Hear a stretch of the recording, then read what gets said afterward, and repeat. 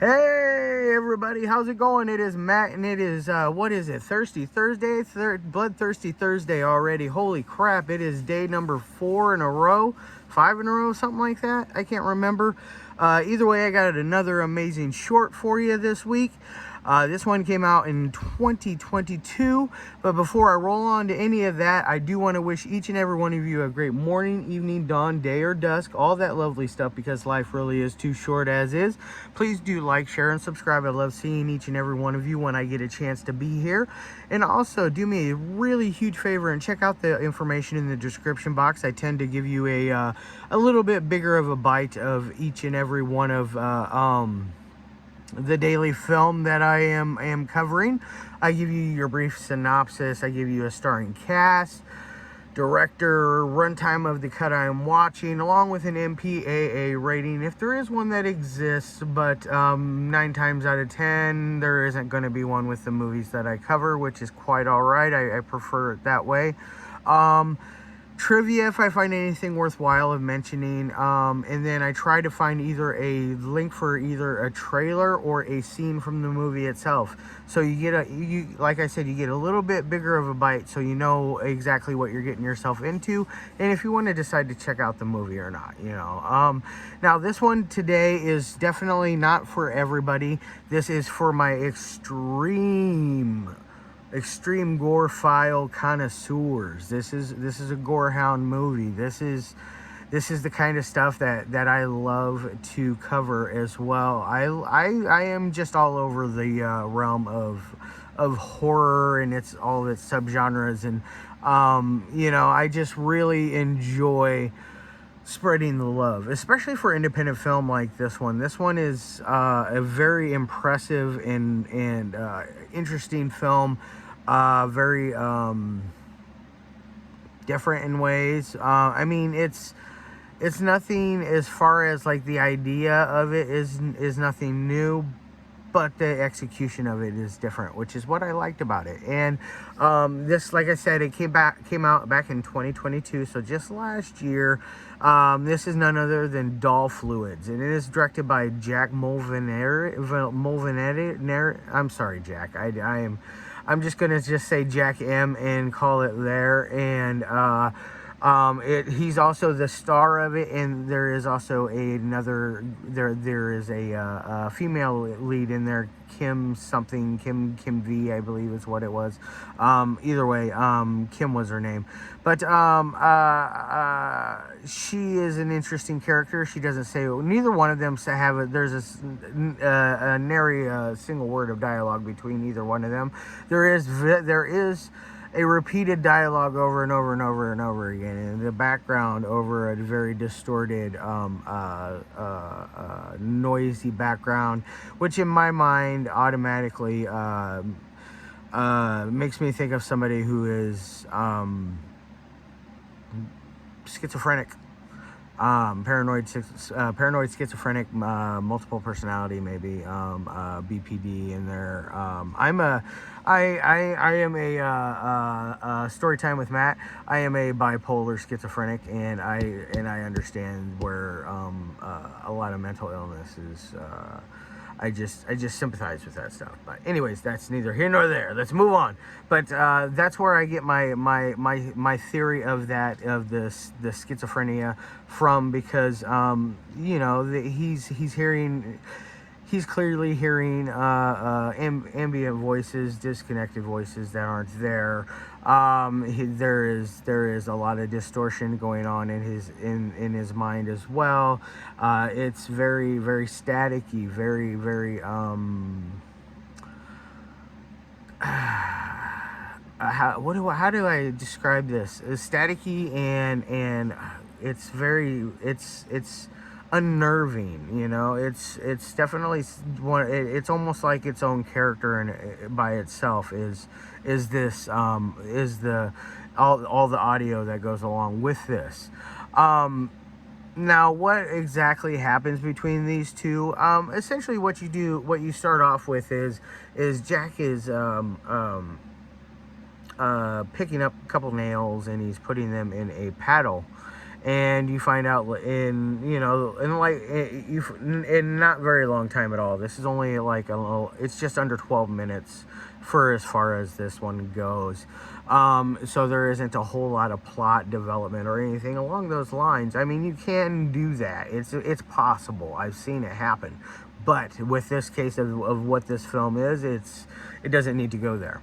But it opens up with him. He's he's putting these nails in this paddle, and so he essentially what you find out that he's going to start spanking this female with it, and she of course starts to bleed. Blah blah blah blah. Then they start to have coitus. He eventually kills her and starts to eviscerate her, and he's pulling out the goo and the fun guts, the red stuff, and he's rubbing it all over her face. He proceeds to masturbate onto her face, and rub the little swimmers all over her. And what else does he do? Like gosh, there's a very, very cringy, scary scene where it involves a hammer, and him and a hammer, and he eventually does things that no man would normally do, and it's just like, oh shit. I watched this short twice just because I was just like blown away. Granted, yeah, like I said, it's just under 12 minutes, so it was easy to watch it twice, you know, and not get bored or anything like that. But he proceeds to smash a body part, and it is very, like I said, very cringy. It definitely leaves you with a very sick feeling, like, damn, dude. That was rough. That was brutal. I applaud you on the effect of it as well. All the effects, all in all, are really good in this.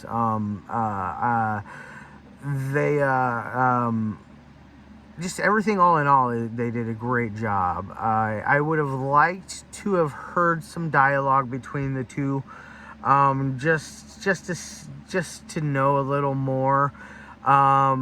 I would have liked to seen this be longer, actually. I would have liked to seen this run for at least another 5 more minutes, you know, just to kind of like get a little more background of at least Jack's character, because I really was digging what I was seeing, and the way it cuts off, it's very, very, very abrupt. It's very, very sudden, very quick, just a quick chop off. It's ended, done. Zilch, nada, no more, 9. And then it kind of leaves you wanting more, and it kind of that part bummed me just a pinch. But you know, I understand not wanting to extend it even more, because you know, you don't want to lose your audience, and you also don't want to overstay your welcome as well, because you know, a lot of those shorts that involve almost a snuff-esque type film some of them tend to go a little too long, and it's like, okay guys, we get what we're picking up what you're putting down, you know. I understand, you know. It definitely doesn't like I said overstay its welcome, which is very nice. But like I just wish it would go a little longer, you know. That was it. Now as far as anything else goes, it's pretty cut and dry as far as that story goes. There's nothing else extra I want to add to that. Now, and like I said, the effects are very well done, especially when with the evisceration, and then the smashing of the male member. It really it was convincing enough to make me cringe and like go, oh shit, you know. So I give it a very, very, very high score for that. You know, I think they did very well with that. I really liked the camera work that we have going on there. It's nothing that's going to blow your mind as far as that goes, but it's enough to keep you entranced into it. The editing, as far as shot to shots goes, it's not bad. It's not bad or anything like that. It's not choppy, feel like a bad feeling. It feels on point. It's smooth and transitions just right, you know, for the different angles of each shot. Because sometimes, you know, that is one thing that I can be a very big stickler about with films is the editing.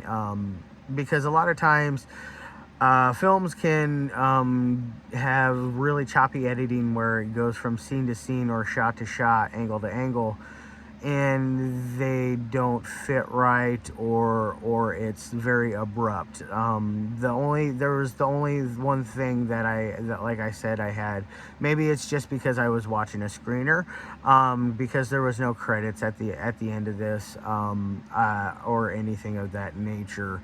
I do plan on purchasing a copy here in a little while now, but I can't quite yet. But I will be purchasing a copy and double checking things on that as well. Now, as far as any kind of ratings would go on a 1 through 5 scale, I'm going to give this thing a 3 out of 5.